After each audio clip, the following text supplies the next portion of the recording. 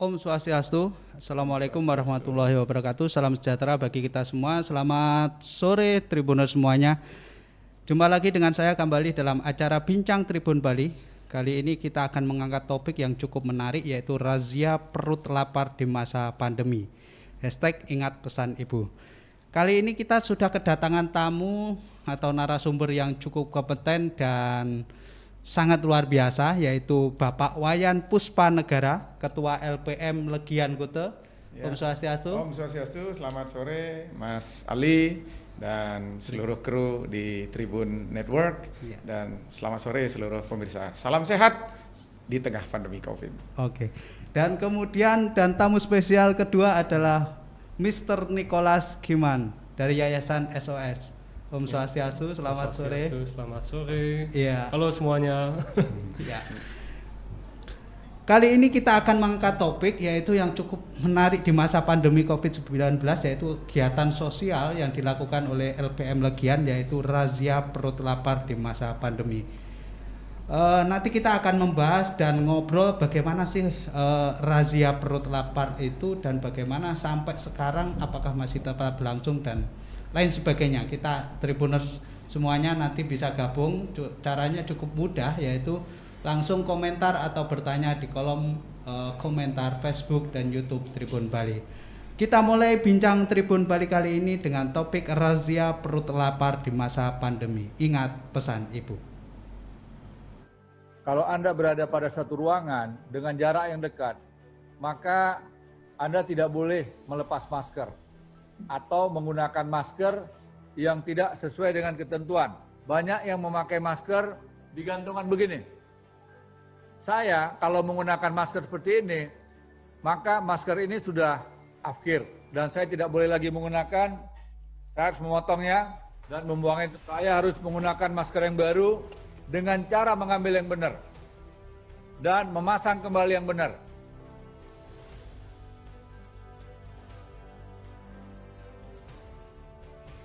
Ketika saya melepas masker, maka saya harus menggunakan yang benar. Beri contoh. Contoh suri teladan. Kita harus bisa menjadi contoh. Kita sudah disiplin saja, belum tentu kita aman dari COVID. Apalagi kalau kita mengabaikan protokol kesehatan. Oke Tribuners semuanya, jadi Tribun nanti bisa gabung dalam acara Bincang Tribun Bali ini dengan topik razia perut lapar di masa pandemi COVID-19. Kita akan mengulas, kita langsung akan tanyakan langsung kepada salah satu inisiator, bisa dibilang seperti itu, yaitu Bapak Wayan Puspanegara. Apa dan bagaimana razia perut lapar itu? Tapi sebelum dibahas, mumpung di sini Pak, bagaimana kondisi Legian seperti sekarang ini? Ya. Karena kalau bulan Oktober itu sangat bersejarah bagi Legian dan Bali. Seperti apa? Ya, kalau kita review kondisi kita akibat dari pandemi yang sudah berkepanjangan hampir 7 bulan lebih ini kondisi kepariwisataan kita akan megap-megap dan hampir mati gitu. Hampir kalau setiap hari kita berjalan di kawasan yang metropolis, di kawasan Kute, Legian, Seminyak, mulai dari 6 sore sampai malam itu kawasannya horrible, ngeri gitu.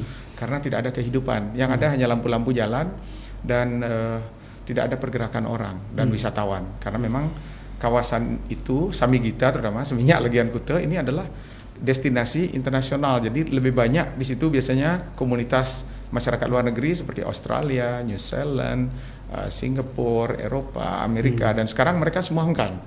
Jadi tinggallah sisa-sisa atau residu atau hard rock wisatawan yang ada. Ini wisatawan yang sudah kehabisan bekal, wisatawan yang lama masa tinggalnya telah menggunakan visa darurat, dan masyarakat sekarang kehilangan banyak hal. Yang pertama, mereka yang bekerja di sektor pariwisata, mereka kehilangan pekerjaan karena dirumahkan, karena policy yang dilakukan oleh para pelaku usaha, terutama hotel, restoran, sektor-sektor pendukung pariwisata seperti spa, kemudian kegiatan-kegiatan pendukung lainnya atau atraksi pariwisata, sebagian besar sudah tutup.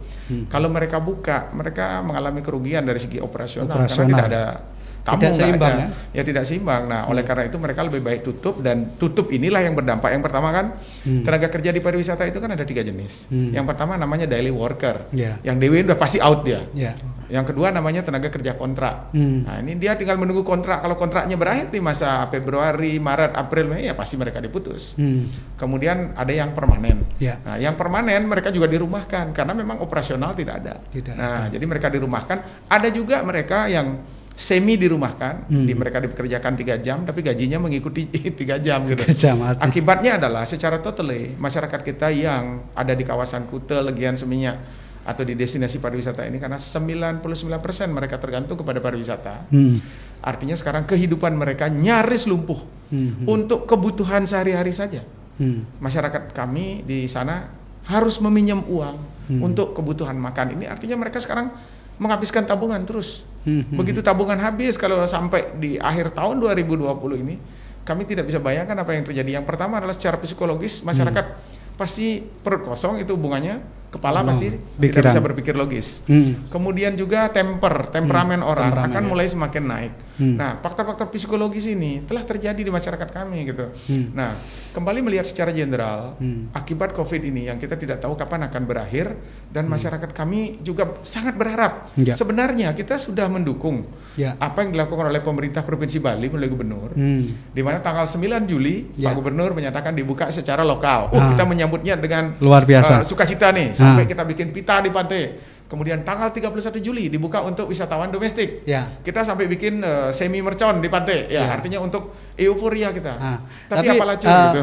Pak Yan, nanti bisa dilanjutkan. Nah, jadi ada banyak cerita sebenarnya dari Pak Yan itu, termasuk bisa jadi adalah ini salah satu yang dilakukan oleh Mr. Nicholas Kimen ini atau Mr. Nick ini.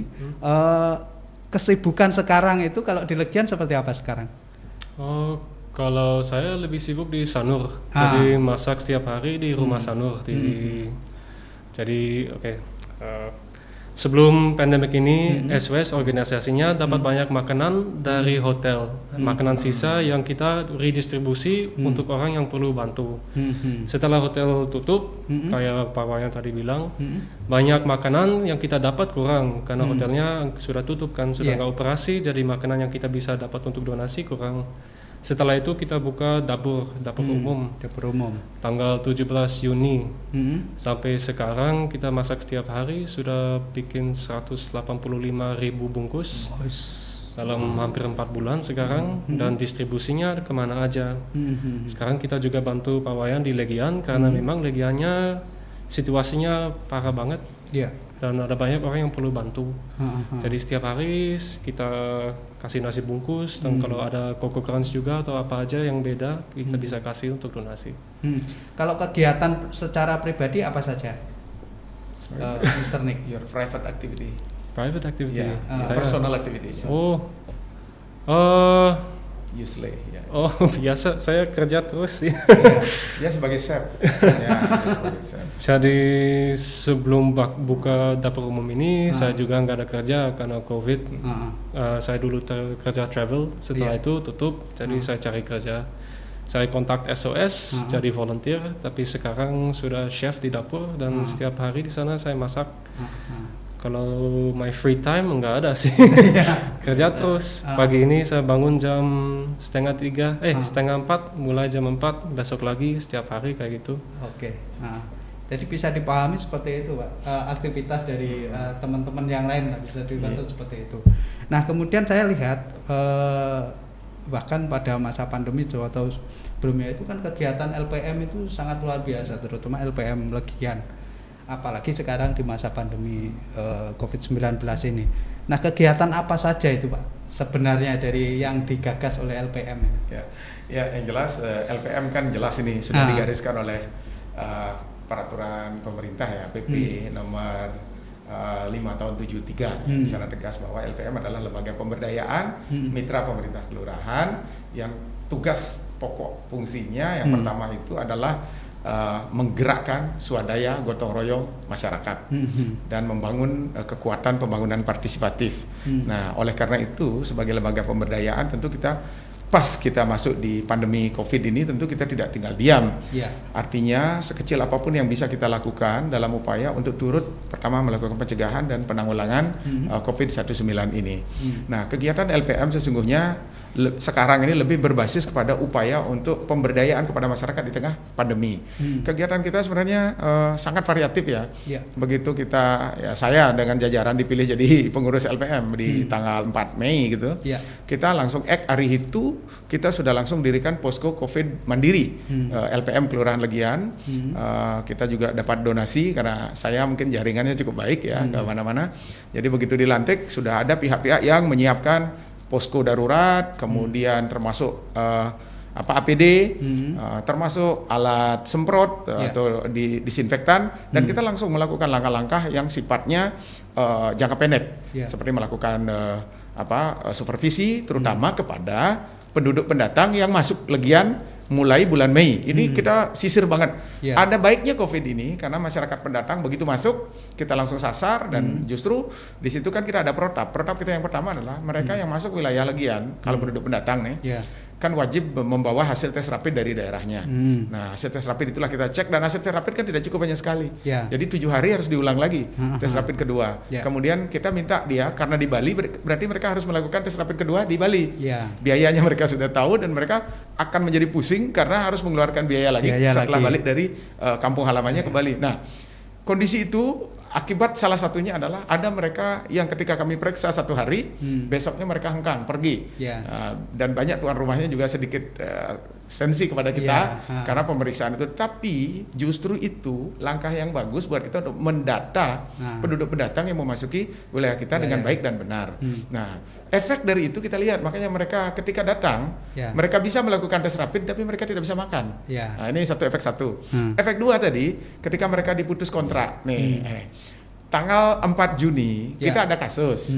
Jadi ada salah seorang pekerja di salah satu perusahaan yang tenar gitu.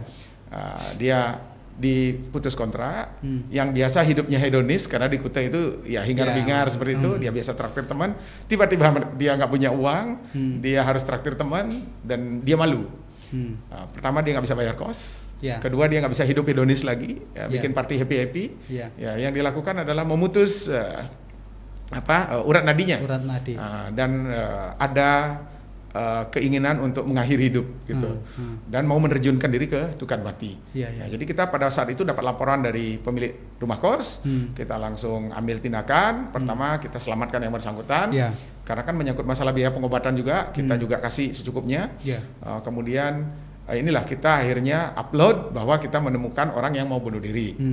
Akhirnya ada pihak Akufor Bali yang biasa mendistribusikan nasi dari SOS, itu menelpon kita, Pak, apa yang bisa kami bantu? Nah, gayung bersambut, akhirnya kita minta paling tidak bisa dibantu nasi lah untuk masyarakat yang sementara ini kos, diputus kerja, tapi tidak bisa pulang kampung. Nah, berarti dia kebutuhan makanannya dari mana? Ini pertanyaan. Takutnya kita kalau mereka tidak dapat suplai makanan, pertama adalah stres, yang kedua ini efek kriminalitas. Nah, oleh karena itu kami jaga hulu dan hilir. Di sektor kriminalitas ini keamanan kami tingkatkan, patroli kami perkuat. Yang dulu patroli memang 24 jam, sekarang 25 jam. Artinya patroli ini terus berjalan setiap hari secara stabil periodik untuk memastikan keamanan kita di wilayah Kelurahan Legian tetap terjaga. Di satu sisi perut kami urus. Nah, karena ini berbanding lurus. Perut lapar pasti akan efeknya kriminalitas.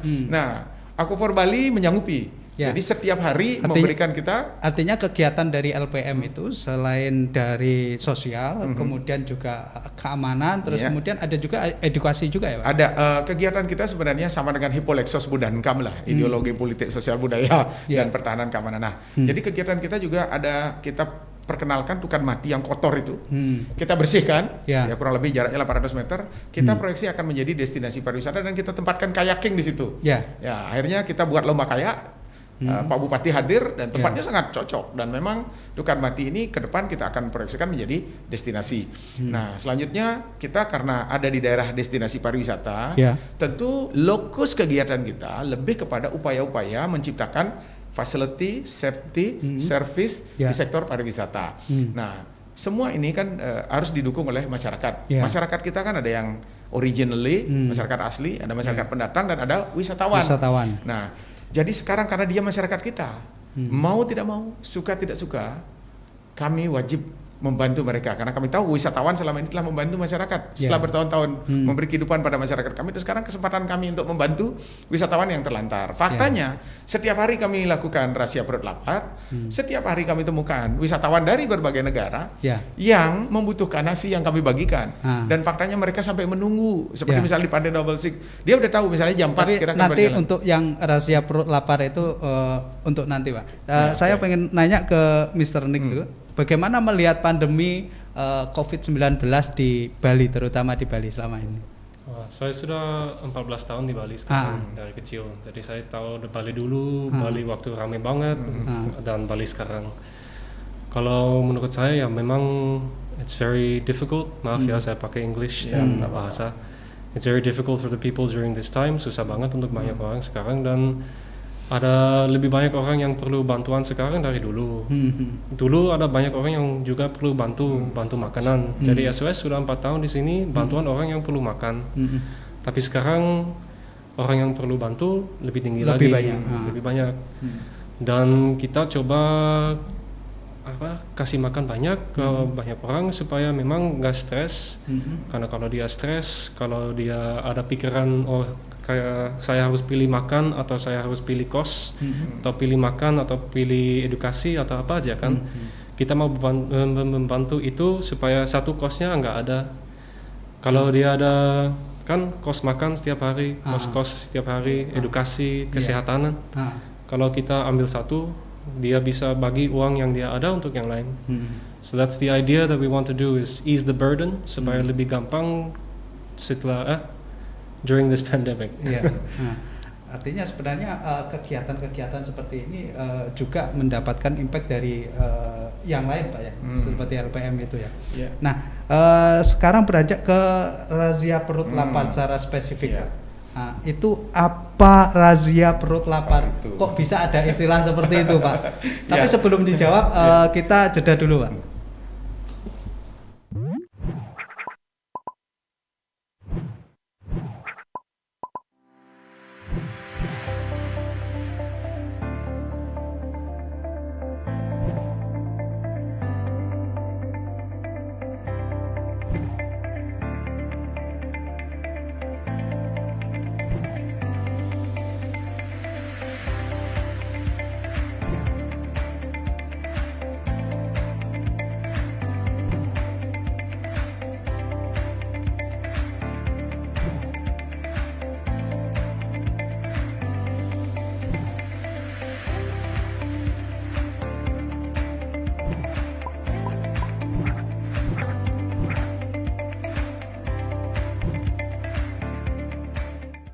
Kalau Anda berada pada satu ruangan dengan jarak yang dekat, maka Anda tidak boleh melepas masker atau menggunakan masker yang tidak sesuai dengan ketentuan. Banyak yang memakai masker di gantungan begini. Saya kalau menggunakan masker seperti ini, maka masker ini sudah akhir dan saya tidak boleh lagi menggunakan. Saya harus memotongnya dan membuangnya. Saya harus menggunakan masker yang baru dengan cara mengambil yang benar dan memasang kembali yang benar.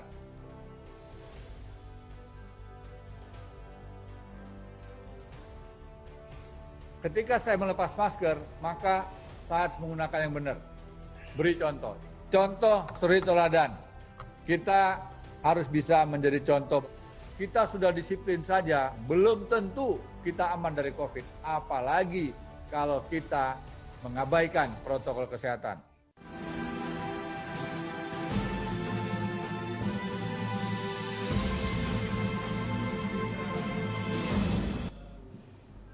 Kalau Anda berada pada satu ruangan.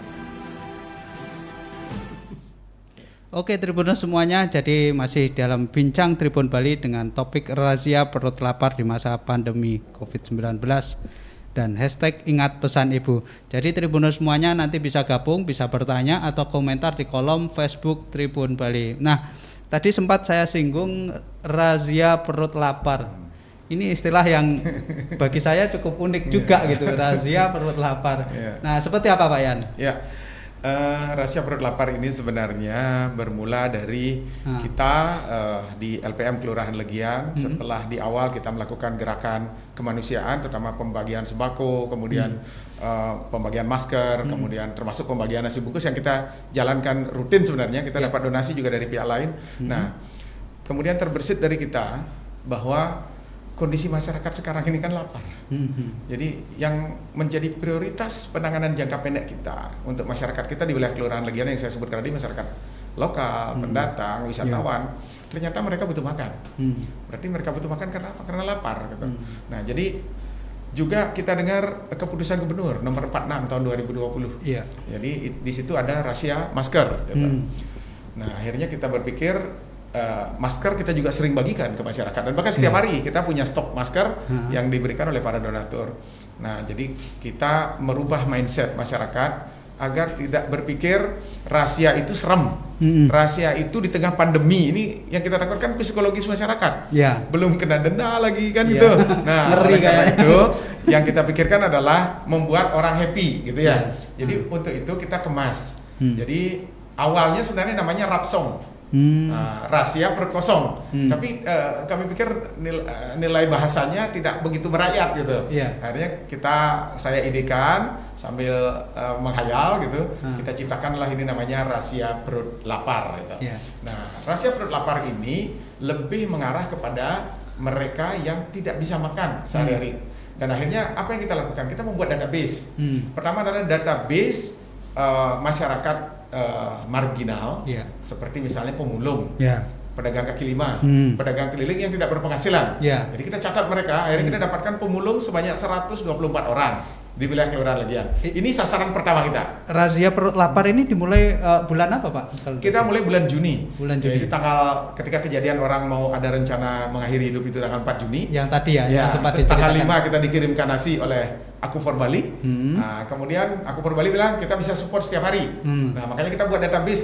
Kalau ada nasi setiap hari 150, berarti kita punya pemulung 124. Sisanya kita atur untuk masyarakat yang memang di rumah kos-kosan agak bedeng sedikit, yang tidak pulang, dan ini sasarannya ada lagi 25 orang. Tapi karena ada donasi dari beberapa pihak, ya kita bisa atur semuanya dapat gitu. Nah, jadi rahasia perut lapar ini lebih kepada upaya penanganan jangka pendek karena kondisi masyarakat kita seperti ibaratnya berdiri di air, tapi air itu udah sampai di hidung. Ini mereka nggak bisa bernapas. Sedikit kita berikan nasi bungkus itu kita mendongakkan mereka biar bisa bernapas. Ya, itulah kurang lebih itu konsepnya. Nah, ini menjadi unik. Kenapa? Karena dari segi penggunaan bahasa. Jadi bahasa perut lapar ini kami imajinerkan dengan bahasanya Iwan Fals. Nah, jadi bahasa-bahasa Iwan Fals itu kayaknya seperti nge-map gitu. Nah, jadi pemimpin beri kami makan kan itu. Nah, kan ada lagu begitu, beri kami uang. Kami konotasikan seperti itu, analogkan. Akhirnya terciptalah rahasia perut lapar atau yang disingkat menjadi RAPELA, rahasia perut lapar. Yang kalau kami Inggriskan karena sasaran kami juga wisatawan, itu namanya Stomach Hungry Operation, itu rahasia perut lapar, Stomach Hungry Operation. Dan ini familiar, wisatawan juga ngerti, masyarakat juga ngerti. Dan kalau kita lakukan pembagian rahasia perut lapar ini, mereka udah berjajar di pinggir jalan sepanjang jalan Melasti sampai di jalan Double Six. Mereka udah ngerti kita akan datang gitu. Nah, karena kita lakukan setiap hari. Itu model operasionalnya seperti apa, Pak? Rahasianya? Ya, rahasia yang kita lakukan agar di tengah pandemi ini tidak menimbulkan semacam fatalistik ya gitu dulu. Kedua, protokol kesehatan tetap diikuti. Jadi kita kemas secara entertainment karena saya ada kelebihan di situ dikit ya. Jadi kita menggunakan celuluk, celuluk cewek, celuluk cowok. Kemudian ini Satgas Linmas kita ikut gabung di sana. Kemudian celuluk inilah yang membagikan nasi. Sehingga terlihat lebih unik. Di tengah pandemi ini kita masih bisa memberikan atraksi buat wisatawan dan masyarakat gitu agar mereka tidak stres. Yang kedua, dari segi protokol kesehatan tentu kita ada masker yang disumbangkan oleh banyak pihak sebenarnya. Jadi setiap hari kita edarkan masker. Kalau di peraturan gubernur itu tidak pakai masker didenda kan. Nah, kalau kita nggak pakai masker kita denda dengan memberikan masker gitu. Yeah. Nah, ini kita lakukan secara stabil, periodik, berkelanjutan, kurang lebih sudah lebih dari 10.000 masker yang kita edarkan kepada masyarakat. Demikian juga hand sanitizer kita dapatkan dari beberapa bantuan lembaga sosial. Itu razianya itu di jam makan atau di jam berapa, Pak? Ya, razia kita itu di jam 4 sore sampai jam setengah 6. Itu jam persiapan orang dinner, persiapan orang makan malam, karena kecenderungan orang makan banyak itu kan makan jelang malam ini. Nah, itulah yang kita pilih waktunya, dan kebetulan produksi juga dari jam 3 kita ambil produksinya, kemudian jam 4 kita edarkan sampai jam setengah 6. Dan memang nasi bungkus yang dibuat oleh Pak Nik ini, Pak Nicholas, itu standar higienitasnya tinggi. Kalorinya ditakar, kemudian kebersihannya, sehingga dia konsep clean, healthy, safety, ini masuk gitu. Nanti biar itu dijelasin sama Pak Nik. Nah, tapi yang cukup menarik itu kan juga melibatkan terus habis itu jam operasional seperti itu. Nah, itu juga setiap hari berapa bungkus? Nah, jadi untuk hari-hari kita ada fluktuatif ya. Jadi kalau hari-hari normal, jadi Senin, Selasa, Rabu, Kamis, itu kisarannya 150 bungkus. Ditambah belum lagi ada biskuit. Kita akan dapat sumbangan biskuit dari UD Sumber Bahagia. Setiap hari mereka memberikan biskuit. Kemudian kalau hari Jumat itu volumenya naik. Karena kita gampang ingatkan, karena setiap hari Jumat kita kan punya program. Program pemulung pedagang kaki lima, masyarakat marginal, pelanggar-pelanggar di jalan, dan mereka-mereka yang saat ini melakukan pelanggaran parkir di atas trotoar, itu kita ajak kerja bakti di setiap hari Jumat. Nah, otomatis dia lapar nih. Pagi kita ajak kerja bakti, sorenya kita bagikan nasi. Nah, jadi sehingga hari Jumat kita butuh nasi lebih banyak. Nah, kedua, karena Jumat itu sudah memasuki weekend, di pantai biasanya karena pantai kita sudah dibuka kan kunjungan orang meningkat. Nah, jadi kita sasarlah mereka yang mengunjungi pantai, karena pengunjung pantai kita kan masyarakat lokal dan masyarakat domestik. Masyarakat domestik pun kalau kita lihat daya belinya sangat rendah. Nah, kalau kita bawa nasi bungkus atau nasi gratis ini, justru wisatawan domestik itu nyerbu. Dia bisa bawa ke hotelnya, tapi kita nothing to lose. Our loss is your gain gitu. Karena kita berharap mereka bisa menikmati kondisi ini, dan tetap kuncinya adalah kita tidak ingin masyarakat Legian dan pendatang termasuk wisatawan tidak ada yang kelaparan di wilayah Kelurahan Legian selama pandemi COVID. Dan kita bersyukur ada Pak Nicholas, ada Aku For Bali, ada Bali Kreatif, ada UD Sumber Bahagia yang banyak mensupport kita. Gitu. Artinya kan sebenarnya kegiatannya ini juga banyak ditopang oleh donatur. Betul. Sampai berapa Pak itu? Artinya dalam sehari itu katakanlah ya. Itu berapa, misalkan berapa menu atau hanya nasi bungkus aja atau seperti apa? Kita menunya sangat variatif ya. Yang nasi bungkus wajib. Jadi kita kadang dapat support Coco Crunch misalnya dari SOS ini dapat Coco Crunch ini mewah. Ini dijual di supermarket dan orang tahu kalau Coco Crunch kita udah pasti sasarannya adalah anak-anak. Kemudian ada biskuit, kemudian ada vitamin C, kemudian ada suplemen lain seperti juga pakaian bayi. Jadi banyak hal yang bisa kita lakukan, dan masker dan nasi bungkus ini wajib. Jadi masker dan nasi bungkus ini tetap kita edarkan, dan karena variatif itulah orang melihatnya ini unik gitu. Selain namanya rahasia perut lapar, tapi di dalamnya mereka bisa mendapatkan nilai tambah. Mereka dapat nasi, dapat biskuit, dapat vitamin C, dapat pakaian bayi, dapat hand sanitizer, dapat masker. Ini ada 6 items yang mereka bisa dapatkan, dan dapat hiburan. Ada celuluk yang menari-nari memberikan mereka nasi gitu. Nah, jadi masyarakat merasa tersenyum. Nah, itulah sebenarnya target kita di tengah pandemi ini, masyarakat agar tetap masih ceria meskipun kantongnya menghadap ke bawah gitu. Oke, Pak ya. Berarti Pak, ini kan salah satu, misalnya ini kan salah satu donatur, iya kan? Nah, apa yang membuat, motivasi Mr. Nick bisa bergabung di razia perut lapar ini? Motivasi saya cuma bantuin orang. Jadi saya bisa gas terus setiap hari karena ada banyak orang yang perlu dibantu. Saya mendengar dari I knew about razia perut lapar dari Aku For Bali juga. Dia posting di Instagram dia kerja bersama, dan saya pikir saya pasti bisa bantu karena di dapur saya bikin 1.500 bungkus setiap hari. Dan distribusinya kemana aja, tapi masih ada sisa yang bisa ke distribusi channel yang saya tahu pasti akan ke orang yang paling perlu bantu. Yang paling susah juga untuk kita karena kita sibuk banget dengan dapat donasi makan, masak makanan ini, dapat donasi Coco Crunch atau Milo atau apa aja, kita sibuk dengan operasi ini. Tapi kalau untuk distribusi itu yang saya bagikan ke organisasi lain. Jadi sebelum LPM saya sudah support Aku for Bali, kasih dia bungkus. Jadi bungkus kita juga bisa bantu orang di Benoa. Sekarang bungkusnya juga bisa bantu orang di Legian. Karena kita cuman bisa sih, tapi kurang ada orang dan staff untuk distribusi kemana aja di Bali kan. Jadi kalau bagikan, kita fokus makanan dengan nutrisi tinggi, dengan kesehatan, dengan health safety standards. Kita fokus yang itu karena kita bagus, we're good at it, right? Kalau untuk distribusinya kita perlu bantu karena ya kurang ada orang, tapi juga supaya semua orang pasti dapat dan semua daerah pasti dapat. Itu artinya tidak hanya di Denpasar saja, tidak hanya di Badung saja, tapi hampir di daerah-daerah lain ya, Ya. Mr. Nick ya? Kalau kita setiap hari ke Benoa, Kuta, Legian, Canggu, Sanur, Denpasar, sampai Ubud juga. Kita ada dapur umum kecil di sana. Saya bangunin supaya di Ubud setiap hari orang dapat pagi. Saya ada rencana untuk buka dapur di Kintamani dan di Tabanan supaya makanannya langsung bisa bagi ke sana. Kalau kalau masak di rumah Sanur di Sanur, tapi mau bagi ke Kintamani jauh banget. Logistiknya itu akan mahal dan susah.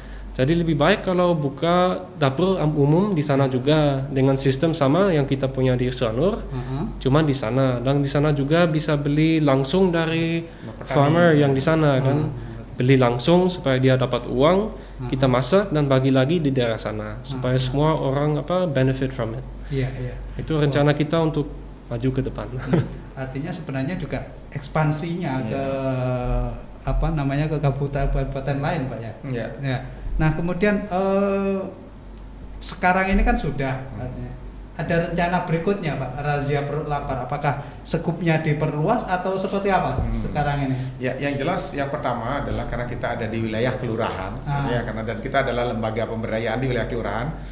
Yang kita matangkan adalah masyarakat di wilayah kelurahan dulu, wilayah kelurahan Legian pertama. Jadi kita matangkan ini. Kalau expandnya, kami belum berpikir expand di luar kelurahan, karena masing-masing orang punya otorita masing-masing. Takutnya ini kan menimbulkan sensitivitas orang. Nah, jadi prinsip kita, toh juga Legian ini dikunjungi oleh wisatawan. Jadi wisatawan yang selama ini sudah overstay, ya mereka bisa lewat dan mereka masih bisa mendapatkan pembagian nasi bungkus kita. Dan ini juga ada tambahan Coco Crunch, ada Oreo, banyak sebenarnya yang kita dapatkan.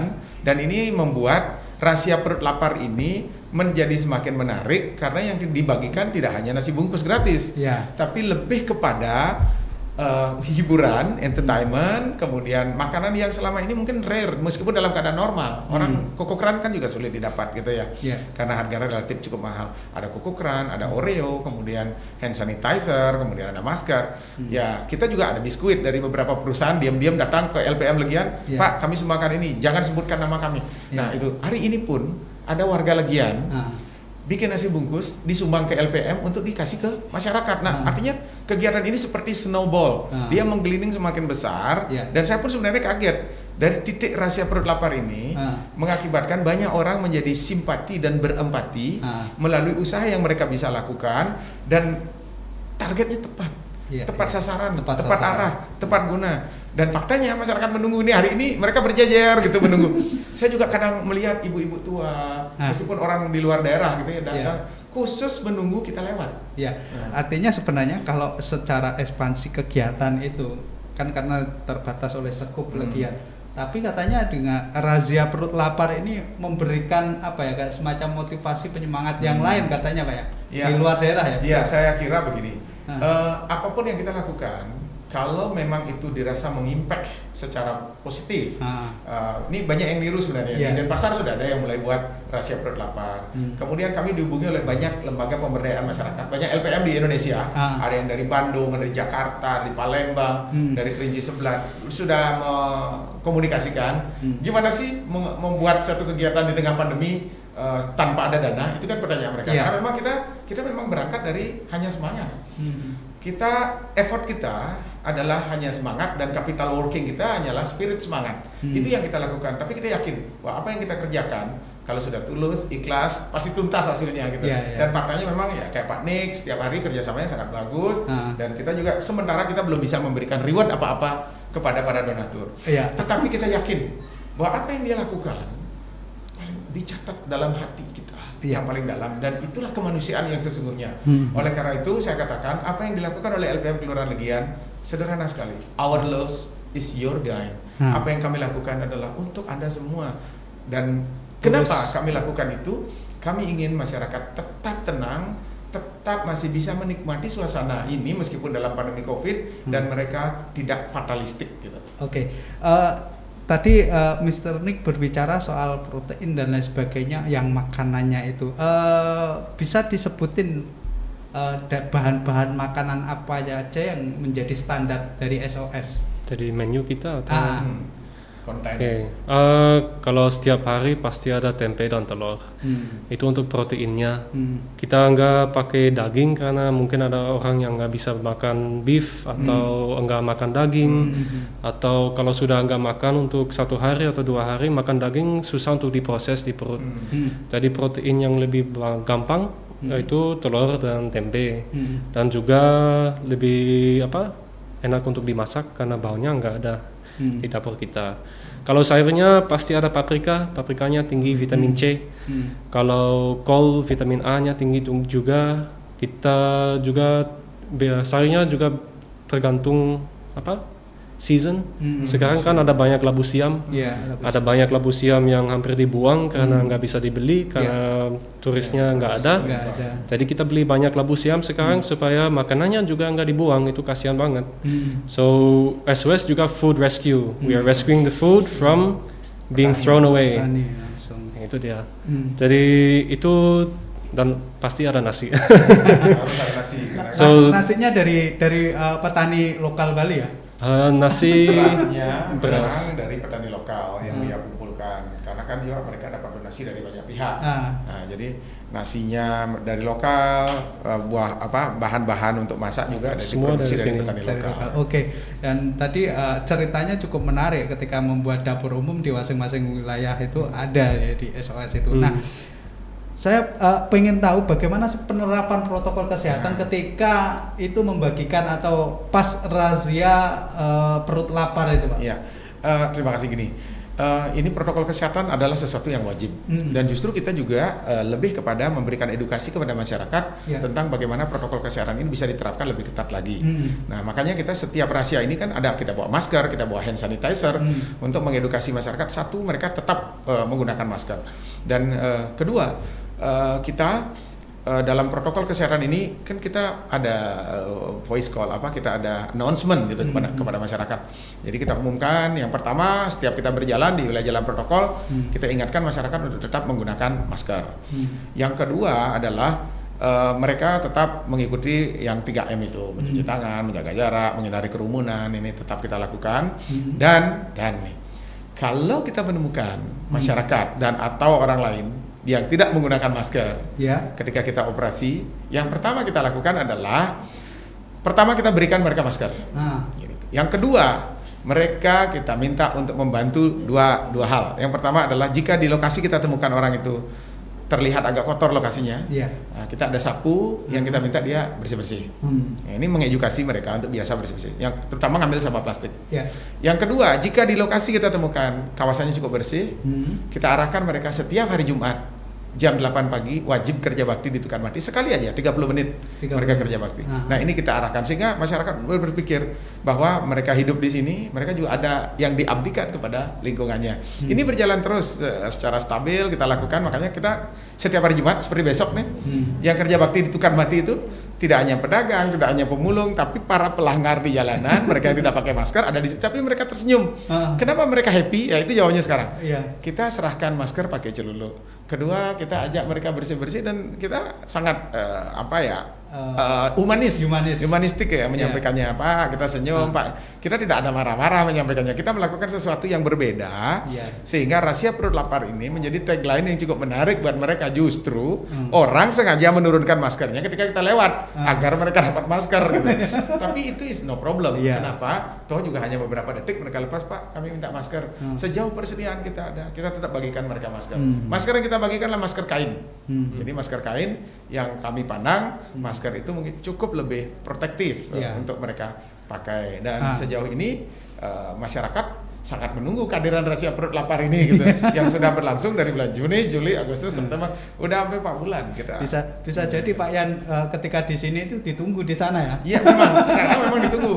Nah makanya ada warga masyarakat sendiri yang warga lokal ini mulai dia bikin nasi bungkus, dia sumbangkan ke LPM, dia minta itu di store ke masyarakat. Dan masyarakat juga sudah menunggu, para lansia, mereka yang sudah dulu masyarakat kita kan hedonis nih, biasa beli makan tidak masak di rumah, itulah mereka pasti nunggu di pinggir jalan sekarang. Jadi itulah yang sasaran kita. Sasaran kita sangat tepat dan mereka merasa sangat bermanfaat untuk itu. Sekarang ini kan lagi bisa dibilang dari kemarin dan sekarang ini juga ada semacam kampanye ingat pesan ibu, kemudian 3M dan lain sebagainya. Seberapa besar pengaruhnya Pak, misalkan di Legian sendiri dalam bisa dibilang seperti itu untuk pelaksanaan protokol kesehatan terutama yang 3M itu? Saya kira protokol kesehatan ini kan mengandung risiko nih. Kalau mau sehat ikuti protokol kesehatan, kalau nggak mau sehat ya silakan abai. Tapi kami yakin masyarakat kita di daerah pariwisata itu kan relatif dia basic knowledge-nya oke gitu.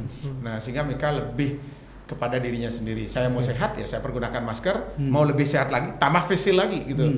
Nah mau sehat lagi jangan keluar rumah, tambah sehat lagi masak di rumah, tambah sehat lagi menunggu datangnya rahasia perut lapar untuk mereka bisa makan. Nah artinya rahasia perut lapar yang kita lakukan ini terkait dengan protokol kesehatan ini menjadi link and match yang sangat baik. Jadi mereka dipastikan setiap hari pasti akan dapat makan, karena kalau dalam kondisi pandemi ini mereka sakit atau terasa lapar, berarti pikirannya akan menjadi stres dan itu imunnya menjadi turun.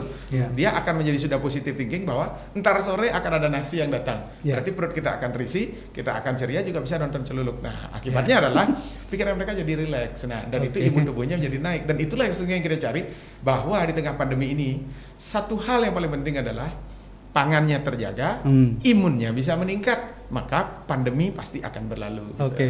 Oke, terima kasih Pak Yan. Jadi tanpa terasa Pak Yan dan Mr. Nick, ternyata kita sudah 30 menit di sini.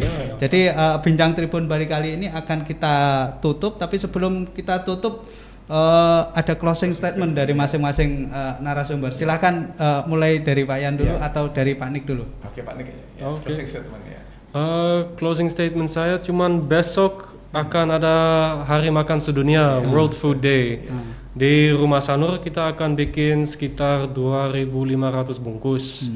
Kalau mau ikut prosesnya live, kita ada Instagram, mungkin nanti bisa @sos.indonesia1.